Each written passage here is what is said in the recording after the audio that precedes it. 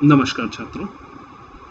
हम भारत में जनसंख्या घनत्व यानी पॉपुलेशन डेंसिटी ऑफ इंडिया पर चर्चा कर रहे हैं।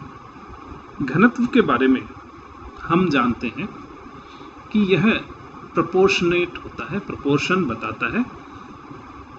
प्रोपोर्शन किसके बीच में बताता है? ये पॉपुलेशन साइज और किसी देश या प्रदेश के, उसी देश या प्रदेश के एरिया के मध्य रेशो को बताता है। इसलिए हम यह कह सकते हैं कि डेंसिटी जो है वो मैन लैंड रेशो जो है वह हमें बताता है कि किसी भी प्रदेश या देश का उस लैंड और मैन पॉपुलेशन और लैंड के बीच का क्या रेशो है, वहाँ पर क्या है। इसलिए यह बताता है कि वहाँ पर उस प्रदेश या देश की पॉपुलेशन का रिसोर्सेज के ऊपर कितना प्रेशर पड़ रहा है।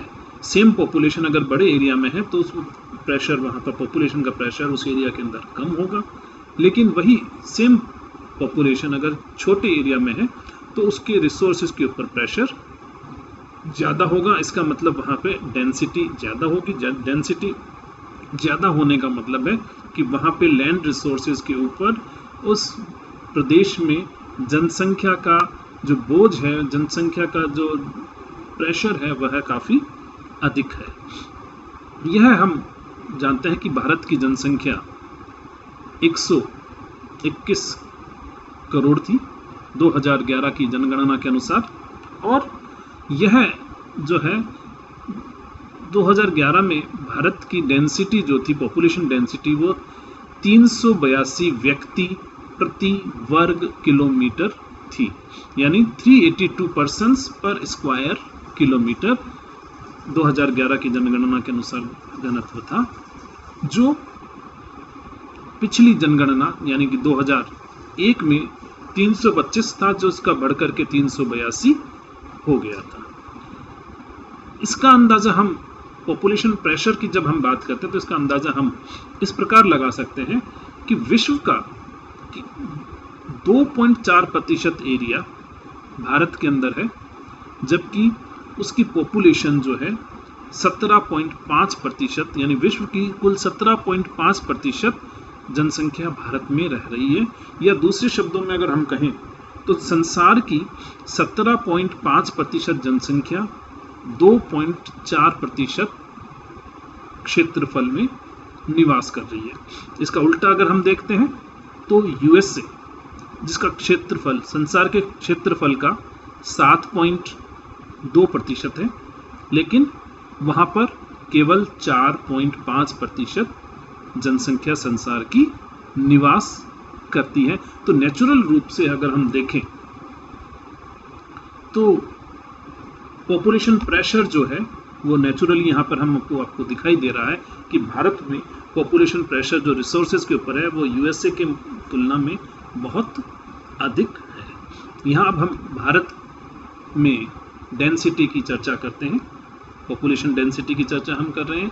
1901 में जो पिछला 1901 शुरू हुआ था, उस समय हमारे 77 व्यक्ति प्रति वर्ग किलोमीटर, 1 किलोमीटर के अंदर 77 व्यक्ति निवास कर रहे थे, और जो लगातार बढ़कर केवल 1921 में, जैसा कि हमने जनसंख्या वृद्धि के समय भी चर्चा की थी, केवल एक वर्ष था जब पॉपुलेशन जो नेगेटिव में गई थी, वही यहाँ पर भी हम यहाँ देख रहे हैं कि एक नेगेटिव में यहाँ पर आपको डेंसिटी होती हुई दिखाई दे रही है। 82 से 81 हुई है।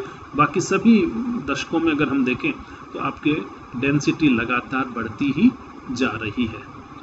77 लोग एक वर्ग किलोमीटर में 1901 में रह रहे थे, वही 1951 में 117 व्यक्ति प्रति वर्ग किलोमीटर रह रहे थे, जो बढ़कर के 2001 में 325 और 2011 में 382 व्यक्ति वर्ग प्रति किलोमीटर हमको यहाँ पर दिखाई दे रहे हैं।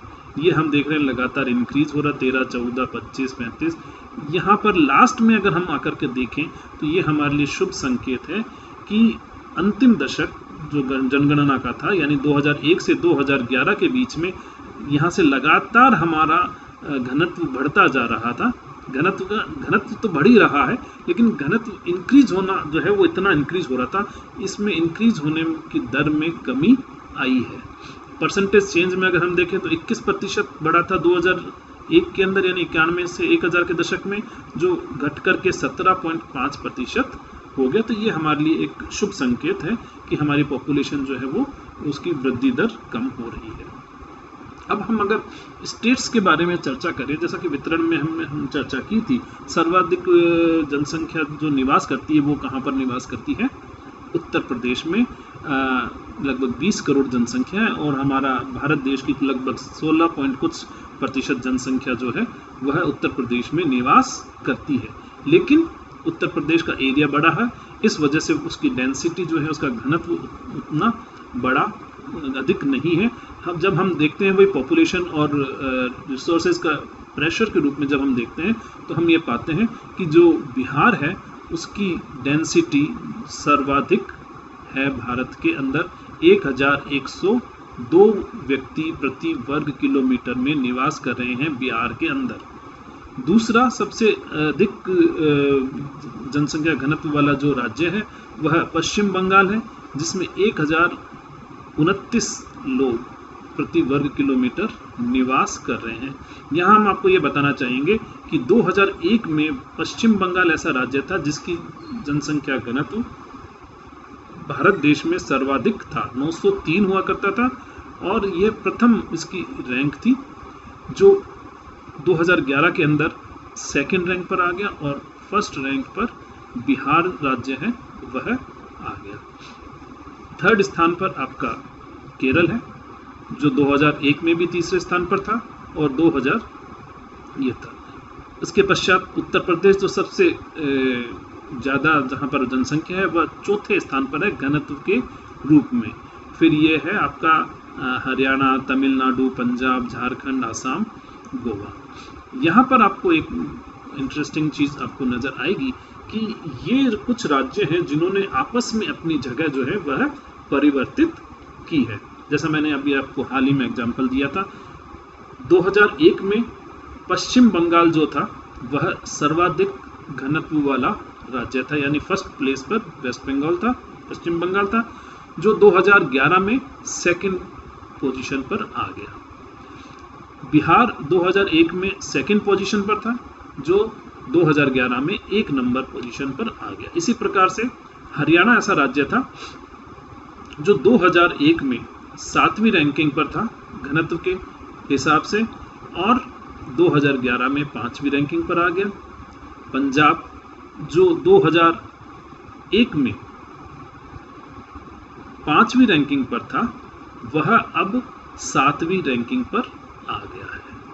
इसी प्रकार से झारखंड जो 8वें स्थान पर था, 10वें स्थान पर था 2001 की जनगणना में, अब 2011 में 8वें रैंकिंग में आ गया है, और गोवा ने उसका स्थान ले लिया है।